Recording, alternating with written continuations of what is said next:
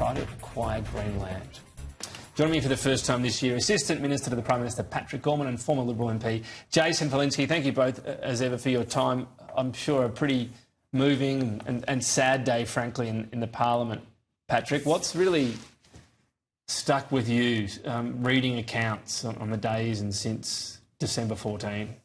I think what stuck with me is, firstly, the speeches that we've seen in the Parliament have been some of the best and most heartfelt speeches I've seen in my time in this building.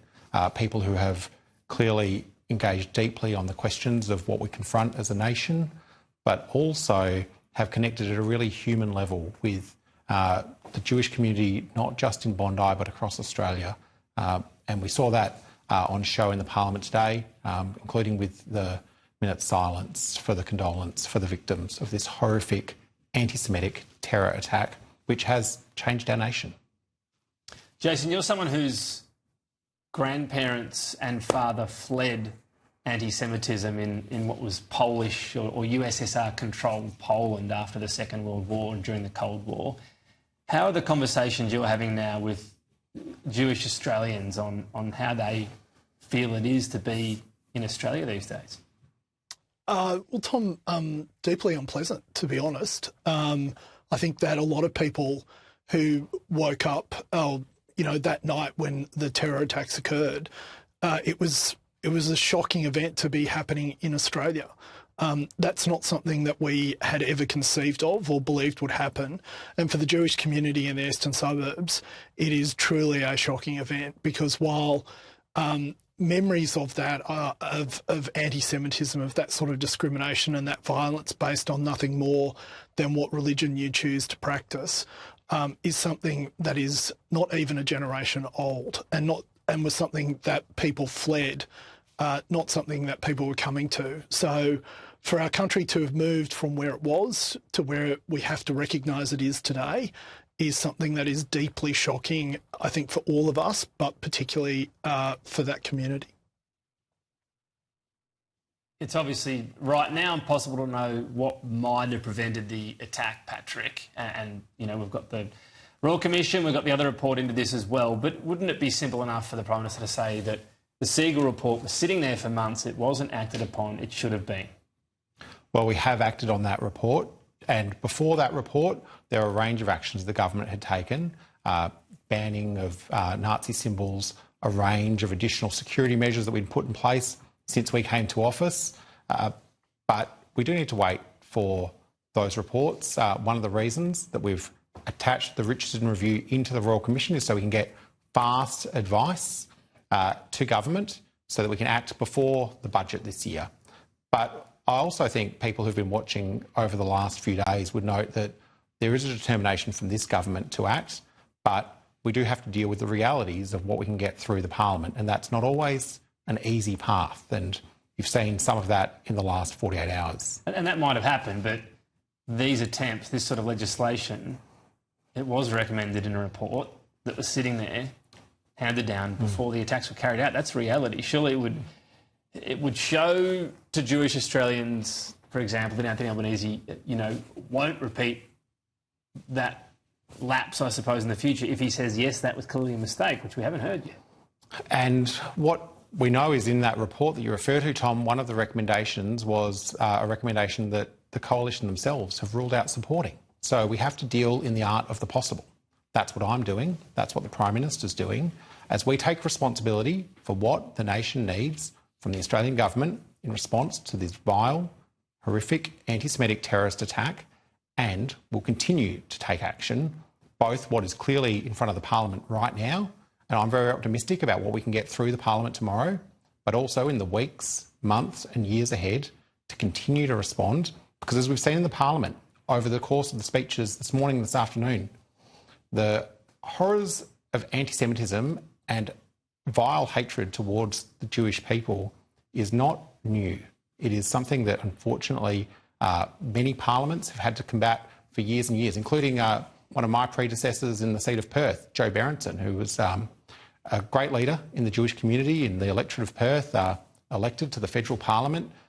He was battling these issues in the parliament and in the community in the 1960s.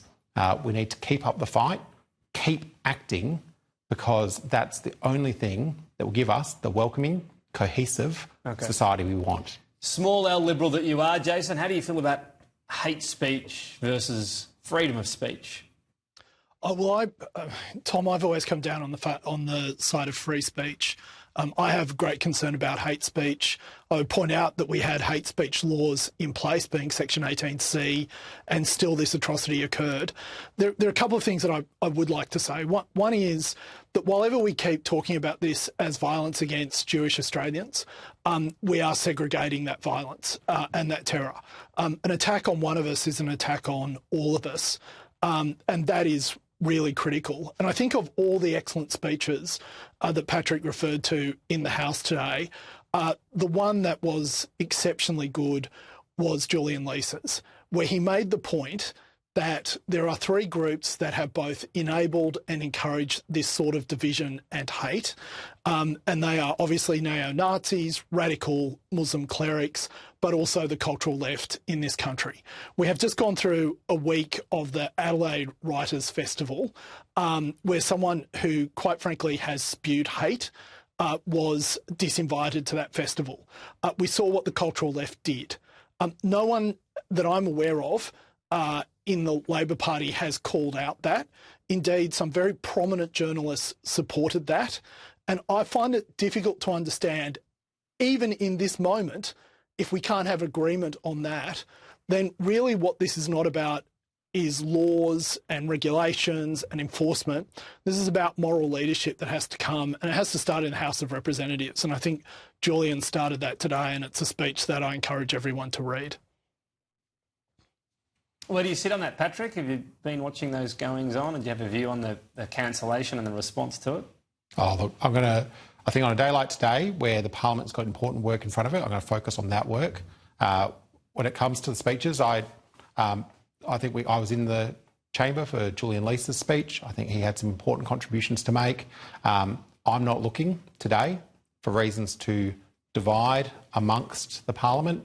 I think what we had at the start of Parliament today was the Parliament coming together with a very clear statement. I think that was an important thing, and it's an important tone to carry through as we work through differences on how do we best legislate our response. But I think we do need to get action this week. That's what the Australian community are looking to this Parliament for, and that's what I'm focused on. All right. Before we go, we had the news earlier this hour. The sad news of Tim Picton, a Labor strategist, long-time Labor strategist, at the age of 36, has died in hospital. He's been in intensive care for the past 3 weeks. He was allegedly assaulted outside a Perth nightclub. Obviously, this is something still going before the courts with his alleged assailant, so we're wary on that element of it. But he led WA Labor to that landslide victory in 2021.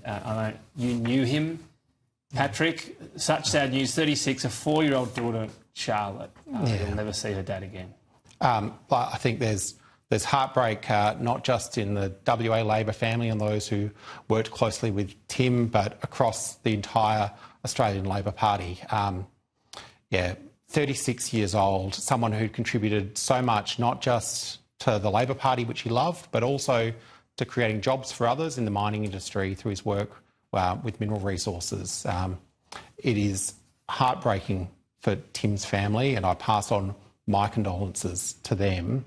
And the circumstances are tragic and completely unacceptable that anyone would experience that violence. I think on a day like this, as you scratch to see if you can find the positive in any of this senseless and horrific violence that has taken someone, a friend from us, I just think that his legacy lives on in 2 amazing governments that he helped elect. The McGowan and now Cook government is there, and outstanding individuals are in Parliament and in ministerial roles because of Tim Picton's work.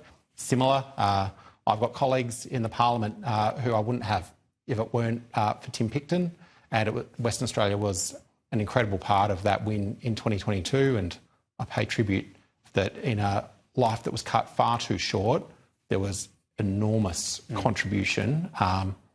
Just to everyone who knew and loved Tim, it's a tragically sad day. Yeah, you see that picture of his wife and his little girl. It really brings it home, Patrick. Jason, thank you. We will talk again next week.